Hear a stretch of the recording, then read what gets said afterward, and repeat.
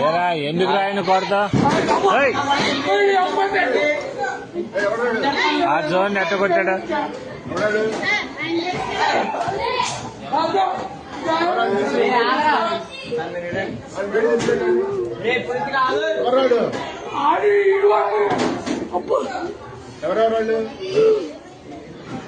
ఏరా దేనికి రా విధానం ఏంటి అసలు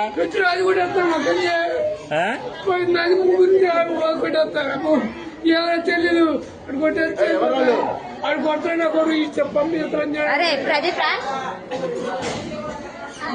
రే ఎందుకురా విధానం